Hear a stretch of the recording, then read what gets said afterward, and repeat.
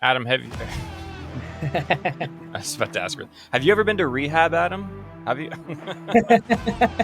Not yet. Well, I'm on my way. yes, we all are. Supposedly, I actually, it's funny. I talked to somebody once who said that they literally, um, they faked that they had a drug problem because going to rehab sounds so great. Because all these celebrities were going to like the fancy Malibu rehab center, yeah, out in Malibu, Yeah. and like Lindsay Lohan was going there, and they were like, it sounds amazing. So people were like faking their drug addiction. This is a weird way to start this episode, but this is the Fight SZN Podcast. It's me, Jesse Rowe, with Inside Fighting, joined by Adam Fishkin. What's up, brother? How are you? What's up, baby? I'm doing good. How you doing? Good. Yeah, I'm going to have to headline this episode very specifically for anybody to have any idea why we opened up that way. But if you've been living under a rock, then you've missed that Conor McGregor is no longer fighting at UFC 303. And there's been all sorts of speculation as to why. And Dana White specified in his announcement to the masses that it was an injury. What was funny about that announcement was that he didn't specify what injury it was, right? Yeah. There's been speculation that it's to his leg, the same leg that he injured against Dustin Poirier. There's been speculation, that it was a small injury, a big injury. There's all sorts of speculation out there. And then Chael Sonnen, sorry. But in that same announcement, he specifies the injury that Jamal Hill has, which was that he says Jamal Hill has a knee injury and he'll be out of his fight. But when it came to Conor, he didn't specify it at all. Yeah. So that I thought was very interesting. And then, of course, Chael Sonnen drops the mother of all bombs this morning that he's going to rehab and that he wasn't supposed to talk about it, and that he's actually dealing with substance abuse issues. Now, this has been a long-standing meme on the internet that's why Conor was going to pull out of the fight, is because he's been partying and drinking and doing other things, nose beers, let's call them. I think it's classic Chael Sonnen just trolling people like he always does, but I don't know, man. It was very interesting to me why he said it. I don't think it's the case, but it was classic Chael, but it was still it was hard not to like hear it and like think, oh my God, is there something to this? Yeah, I thought it was really weird because, yeah, you're right. He didn't specify. I think there was also rumors, and I don't know, maybe I heard this, like we talked about it and it wasn't an actual rumor, but that he had like a couple broken toes and he had to step up because of that as well. That happened against Khabib. He broke his toe on the McGregor documentary, McGregor Forever. He actually broke his toes leading up to before the Khabib fight, but he didn't pull out. So yeah, but this fight's different. This is like Conor needs to win it, and I think he knows that, and I think he knows he has to come 100% because I think he is taking Michael Chandler seriously. But that aside, like I think the announcement, and I want to preface this by saying that I know Dana did whatever he could in the moment because I know how hard that man works. But at the same time, when you announce something like this, the fans are expecting a little bit more detail. So one detail that was missing is what is the injury? Yeah. The second detail that is missing is when you have this being the biggest gate of all time is when are we running it back? Right? Because usually when you have, if it's an injury and you know what kind of injury it is, you know how long it's going to take you to recover. And therefore he can say, okay, we're aiming for these dates, But I think we're going to talk about this a little later, is that like, maybe they know how long the injury is and they know when he can come back, but they don't have anywhere to host a fight because 306 is Mexican Independence Day. 304 is in the UK. 307 is, I think they're lining up John Jones. So there's just like when do you have Conor come back? Like there's no room for him because he needs to be the star of the show. And those events sell themselves, right? So is it like a 308? And now are we in 2025 already? Like how long do we have to wait? Yeah, well, I think so. What's funny is that Dana, when he was doing an interview with Jim Rome, and he was asked about the fight, and he basically said, I think it was in the interview with Jim Rome, but he basically said, I'm done talking about Conor in terms of the injury. He clearly doesn't want to touch this subject for whatever reason. He says, I'm not going to talk about it until we know when Conor's going to fight again. Now, in terms of what pay-per-view he's going to fight on, it really only matters for one person, and that's Michael Chandler, because Conor can kind of wait as long as he wants. Like, A minor injury is enough to make Conor push the fight back. He's already been out for 3 years after a major injury. Why would he rush back when he has a minor one? There's just no point. He has all the money in the world. There's no point in him rushing it just because he's never pulled out of a fight before. And you've set that precedent. It's kind of irrelevant at this point. You've already made all the money in the world. You've accomplished everything. You don't need to rush back. But for Michael Chandler, who sat out for 2 years waiting for this fight, you just mentioned, what the hell does he do? You just mentioned that we have UFC 304 in the UK. That's the next one after 303. That one's going to be headlined by Aspinall and Leon Edwards. There's no point in putting McGregor on that, even if he was healthy enough to do it. There's 305, which is just announced as Izzy and Du Plessis. You're not going to put McGregor over a championship fight between Izzy and Du Plessis. Then 306 is Mexican Independence Day. Like, maybe you could do it, but that's the Sphere show. It's all centered around Mexico. It makes no sense. And then there's 307 with John Jones potentially.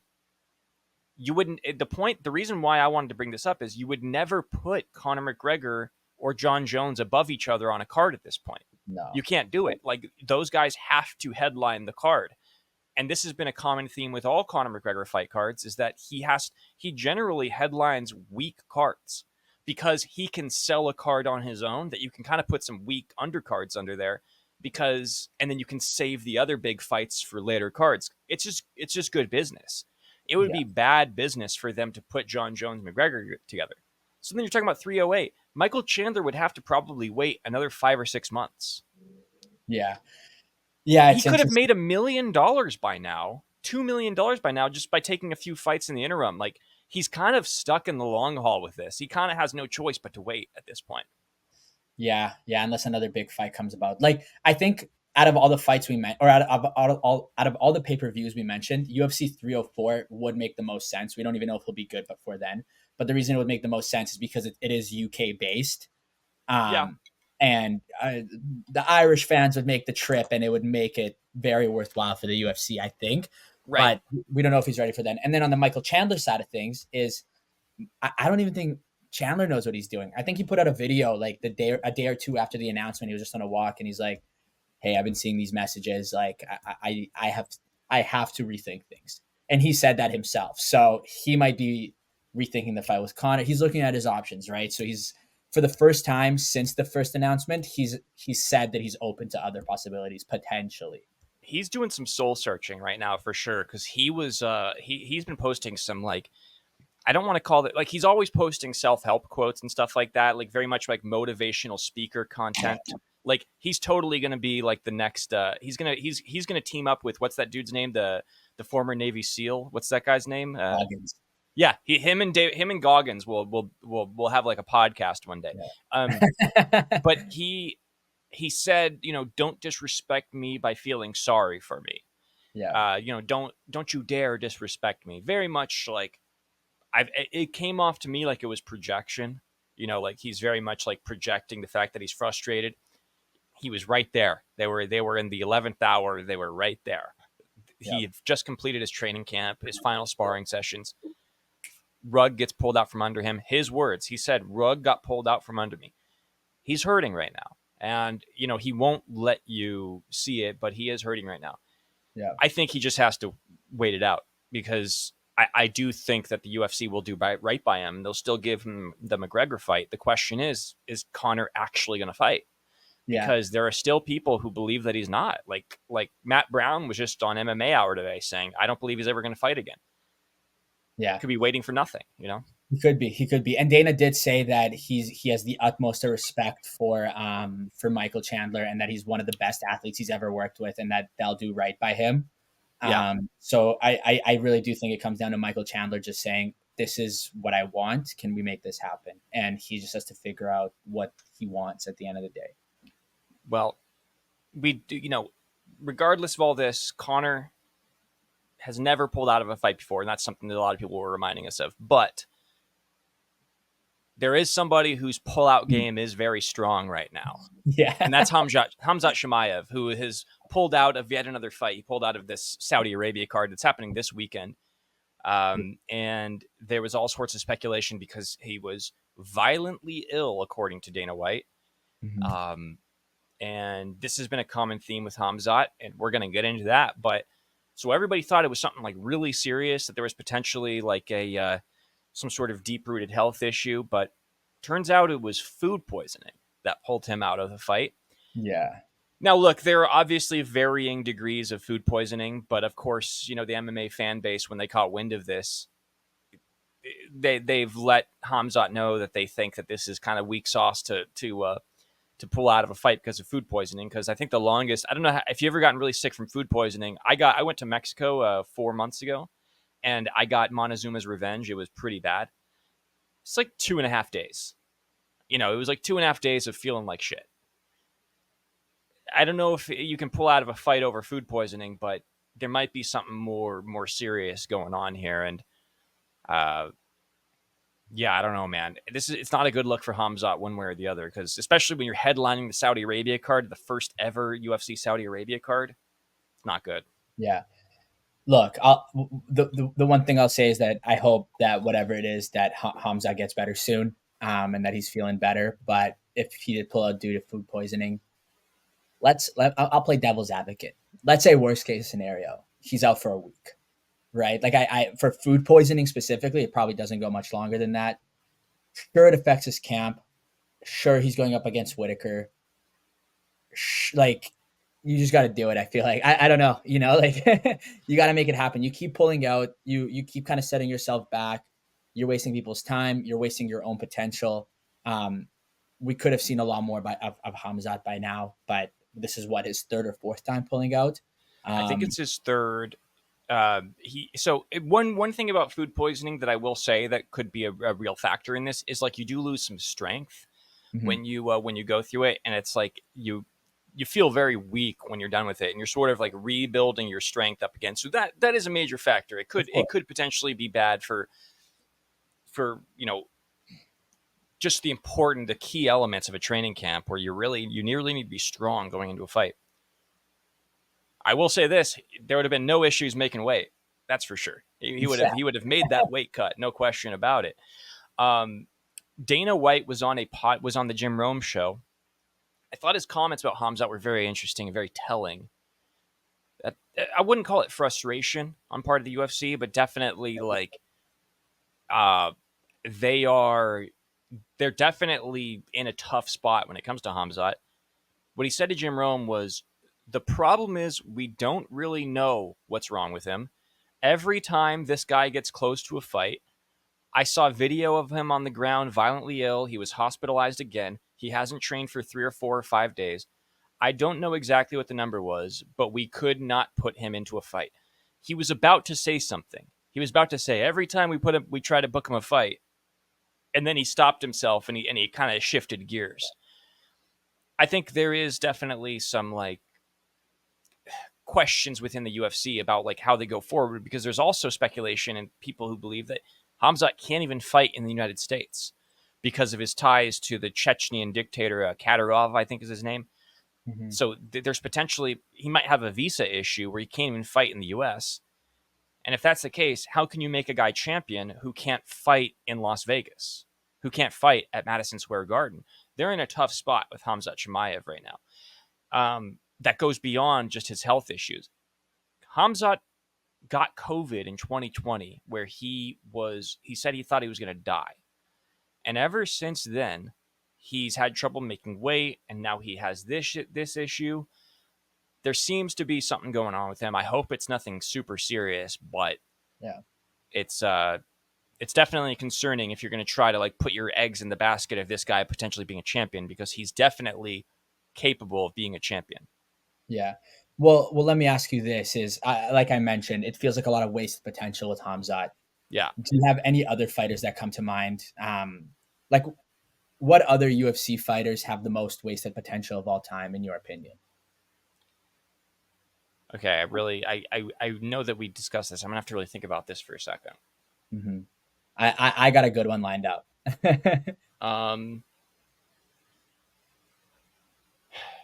I mean, look, it's not wasted potential, but I do feel like Conor could have defended way more than he did. I mean, he has lived out all the potential in the world in terms of financial success. Mm-hmm. He didn't live out the actual like legacy success that he could have had as like being the GOAT. Like Conor could have been the GOAT if he had really dedicated himself strictly to MMA. I mean, he took the Floyd fight between beating, I think it was Eddie Alvarez, or it was, I think it was Eddie Alvarez, became double champ, and then he fought Floyd. You know, he took the financial route, but he could have actually, you know, really stuck with it and become the GOAT. A lot of people are going to hate that answer because Conor is like he's the Michael Jordan of the sport. But like Michael Jordan, remember, he was the GOAT of the NBA. He wasn't just the financial GOAT, he was the basketball GOAT. Conor never really became the MMA GOAT. I feel like he kind of he took money rather than legacy, which is fine. But I just kind of wish I had seen him defend more, I guess I would say. I wanted to see him against like, you know, some prime fighters. Yeah. Definitely an interesting answer. Yeah, no, it's not a great one. I just always wish that had happened. You know, it's more so like just what I wish had happened. Yeah. The reason I find it interesting is because I think that, like, I agree with you. Conor could have done a little bit more, but I think that whole GOAT conversation went out the window as soon as he lost to Khabib. Yeah. And it would have been very difficult to recover from that. And he just kind of said, dude, I've done it all. I'm just going to take it from here. But this was my answer. It's a bad answer, though, because like we're talking about Khamzat, and Khamzat hasn't become champion. So, and Conor did. So it is kind of a bad answer. Yeah. But let me one up you on a bad answer here. Yeah. Jon Jones. He is the GOAT. He's done it all. He's had an incredible career. But there's a 3-year gap. There's a 15-month suspension that we lost arguably prime Jon Jones for.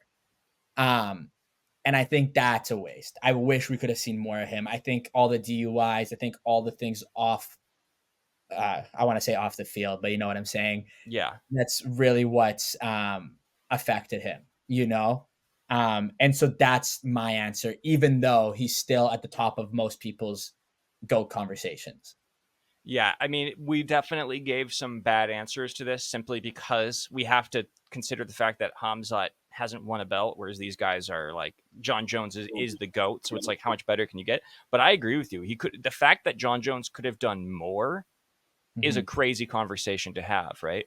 Like the fact that he limited himself, whereas guys like, you know, you could even say that about Michael Jordan, though. Like he retired. Yeah. And it's like, why did you retire? You could have won 2 more championships. Yeah. Sage Northcutt might be the answer to this question if we're being like truly honest about it. He was like this all-time great athlete, super young, just a freak of nature, could do like flips like you've never seen, the ultimate like karate practitioner, just awesome. And he was really rushed through his career.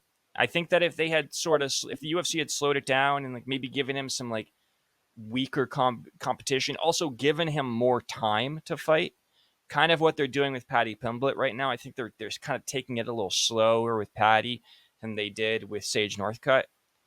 I think that's probably the answer because he's kind of the poster child for being rushed through a MMA career. Because once he got rushed, he got beat up, and it was like he just wasn't ready for it. So I think Sage Northcutt is the correct answer. It's a good answer. But yeah, we didn't have the best answers here, so let us know in the comments. No, but I still like it. We're still going to get hate for it, which is like, you know, that's it's fine. We're used to it. It is what it is. But this is going to be a shorter Fight Season podcast episode, guys. But that's fine. While we're talking about the main event, or while we're talking about main events, I want to talk about the newest main event that we had announced this past week, UFC 305. Izzy versus Dricus Du Plessis. What an interesting reaction from the fans. Unexpected. Yeah. I posted a TikTok and I expected it. Go ahead. Yeah, no, that's fair. That's fair. Yeah. I posted a TikTok kind of talking about the potential UFC 305 because there was a leak from Dana White accidentally. And then about an hour or two later, it became official, at least for the main event. And a lot of the reactions I got in the comments were, Izzy doesn't deserve this. Sean Strickland should be fighting. Sean Strickland has a win after losing the title. He deserves a rematch. Izzy hasn't done anything since losing the belt. Why does he get an immediate rematch? Right. And my immediate thought is Izzy is the GOAT by many standards in that division. He deserves that. He deserves a rematch. He never got his rematch. Du Plessis jumped ahead of him, and Izzy didn't get to fulfill that rematch he should have had originally. So why doesn't he deserve it now? Sean deserves it as well, but there's a pecking order. I have the answer to this. I'm going to get to it in a second. First, I have just two quick asides here. I learned recently that it's actually Dracus, or not Dracus or Dricus. It's Dracus, which was so it's some South African thing. Yeah. The other thing is, like, let's not forget here. So Izzy posted the fight announcement himself. Dana White, when you mentioned, you made the TikTok that he accidentally leaked the photo. This is like a chicken or the egg situation here. Did Izzy announce the fight because everybody had already seen that Dana White accidentally leaked the photo, or did Dana White leak the photo so that Izzy could reveal it himself? I don't know what the hell is going on, but it's the first time in a while that I've seen a fight of this magnitude where UFC literally just posted a graphic on their Instagram. That's all it was. And it's like, oh, that's how we're going to announce this fight officially, is just a graphic on the Instagram. Normally you get that Dana White video and everything. Mm-hmm. But they let Izzy do it himself. Hey, whatever. To get back to your point about how the MMA community reacted. Let's remember, when Adesanya lost to Sean Strickland, Dana White immediately in the post-fight press conference, when they asked him, so what do you do with Izzy now? He goes, well, I think you do the rematch. Those were his words. I think you do the rematch. And then he said that before Izzy told everybody that he was actually going to be taking some time off. So Dana White wasn't aware of that when he made those comments. And then he backtracked and was like, oh, no, I was saying maybe you do the rematch, blah, blah, blah. I have to think about it. So he wanted to do the rematch right away. Sean Strickland was going to fight the next fight no matter what, whether Izzy won or whether DDP won. He was always going to get that fight because he was champion. Izzy was always lined up to get this fight from the very beginning. UFC was trying to push Izzy versus DDP. DDP backed out because of a foot injury. So that's why Strickland got the shot. Izzy was always getting this fight, no matter what. It just was, it's been written for like over a year now. This is the fight he's wanted since he knocked out Alex Pereira. And like you said, he's the best, arguably the best middleweight of all time. And he lost his belt once, twice, after defending it like 5 or 6 times. Like, come on, guys. This is pretty obvious that it's just a lot of Sean Strickland fans that just felt like Strickland deserved it. What did Strickland do to warrant an immediate title shot against Paulo Costa? What did he do? He went to a boring decision. Yeah. Since when has that been the thing that gets you a title shot?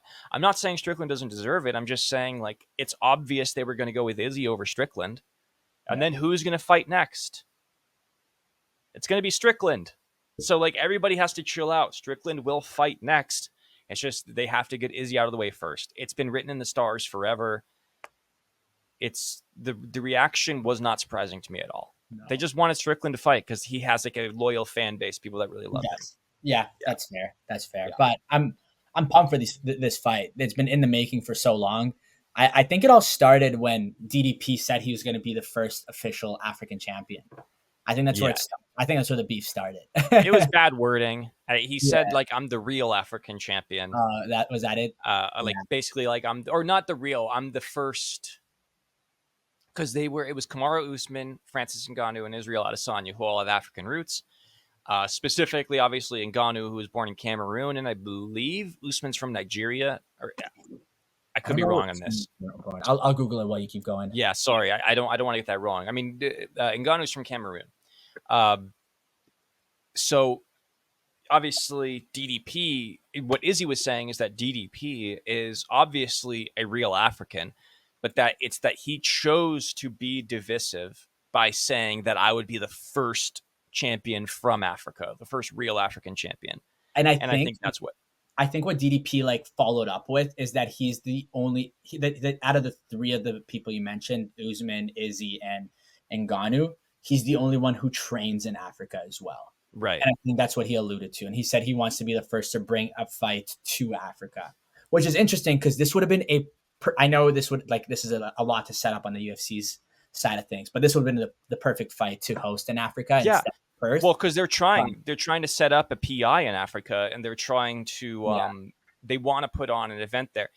Just remember though, like I'm pretty sure Usman and Ngannou took their belts back to Africa, like after they won. So they went there. They did like a tour in Africa with their belt. So I actually really like DDP. I think that he gets a lot of hate from UFC fans for this is going to be a weird fight because there's like Izzy's kind of a divisive guy, DDP's kind of a divisive guy. I don't know who the fan bases are rooting for, but as of right now, Izzy's the favorite.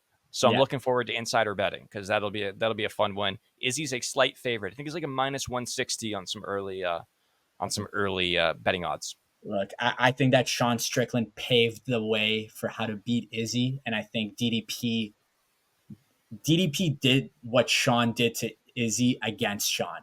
Right? Pushed him back, right? Had him on the back foot the whole fight. Whole fight. And that's how Sean beat Izzy, and that's how DDP beat Sean. And now the question is going to be, can DDP do it against Izzy, or is Izzy going to knock him out with his precision, or is he going to push back? What is he going to do? You know? What DDP did against Sean was he neutralized the output with takedowns. So DDP was able to get takedowns against him. Izzy is the all-time GOAT of like defending takedowns. He's the ultimate kickboxer, stand and bang fighter, point fighter. He can outstrike you. He's like the best at it. Yeah. Strickland exhausted him by putting him on his back foot, which was so interesting because normally the book on beating Izzy was like getting him with takedowns.